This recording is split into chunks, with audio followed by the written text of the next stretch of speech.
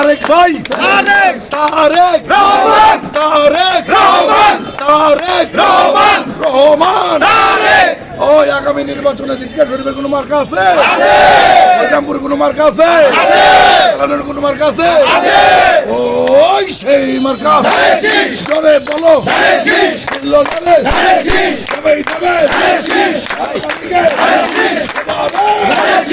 নির্বাচনে ফিরবে না রে যাবেই যাবে আরো যাবে যাবেই যাবে যাবেই যাবে যাবেই যাবে শান্ত ভাইয়ের শান্ত ভাইয়ের মুন্নু মিয়ার নয়া কাকার চিফ হুইপের জিয়াউর রহমান তার পরে মরহুম খালেদা জিয়া তারই সুযোগ্য সত্তা তারেক রহমান তারা ধারাবাহিকভাবে আজকে একজন ম্যাচিউরড একজন পরিপূর্ণ রাষ্ট্রনায়ক হিসেবে আত্মপ্রকাশ করেছে।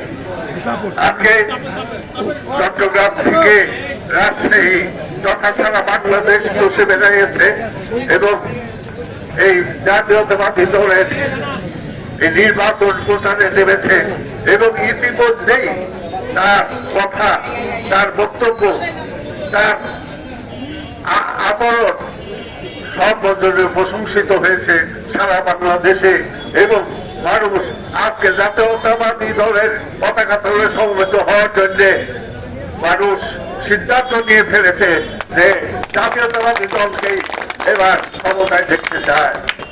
কারণ তারেক রহমান সেই 17 বছর ধরে এসে তিনি তার উত্তরসূরিদের যে যোগ্য সন্তান তার প্রমাণ ইতিমধ্যেই দেখিয়েছে। আপনারা টেলিভিশন মোবাইল বিভিন্ন ভাবে তার বক্তব্য আপনারা শুনছেন এবং আমি মনে করি এবং নিশ্চিতই আগামী দিনের প্রধানমন্ত্রী তারেক রহমান ইনশাআল্লাহ।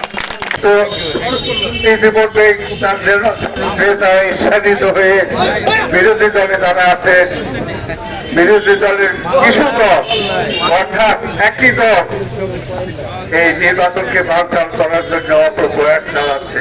আপনারা সতর্ক থাকবেন এবং এই তারেক জিয়ার বক্তব্য তারা তার আচরণ তার রাজনৈতিক বক্তব্য তার সামাজিক বক্তব্য যেগুলো প্রকাশ করছে তাতে বিরোধী দল বৈধ হয়ে সেই নির্বাচন বানচালের চেষ্টা করছে। এই দিক দিয়ে সজাগ থাকতে হবে। আর সবচেয়ে বড় কথা যেটা যে নির্বাচন হবে এই বছরের নির্বাচন হবে নির্বাচনের দিন আপনারা অনুগ্রহ করে একটি কথা বলে রাখবেন যে ভোটার উপস্থিত করাবেন। আপনারা যারা আজকে নেতৃত্ব দিলেন আপনারা প্রত্যেকেই একটি কথাই চিন্তা করবেন যে ভোটারদের যাতে ভোট কেন্দ্রে নিয়ে আসতে পারেন এবং ভোট দেওয়াতে পারেন, তাহলে আপনারা সফল হবেন। তো যাই হোক, মন্ডলীর সব ছাত্র সম্পর্কে আমার বলার কিছু নাই, কারণ সে হরিরামপুরের কি প্রয়োজন, আমাদের প্রথম প্রয়োজন হরিরামপুরের নদী ভাঙ্গা। এই নদী ভাঙ্গাতে যে প্রকল্প দেওয়া হয় নদী শাসনের সেই সম্পর্কে তাকে সে অবগত আছে এবং হরিরামপুর উন্নয়ন সম্পর্কে তিনি অবগত আছেন। আমরা তার কাছে আর কিছু চাই না। হরিরামপুরের মানুষ এই 13টি ইউনিয়নের 10টি ইউনিয়নের নদীগর্ভে বিলীন হয়ে গেছে, কিন্তু পূর্ণভাবে বিলীন হয়ে গেছে। আমাদের চাওয়া পাওয়ার কিছু নেই, আমরা চাই নদী শাসন এবং উন্নয়ন। এই দুটি কথাই আমরা তার কাছে আমরা ব্যক্ত করেছি।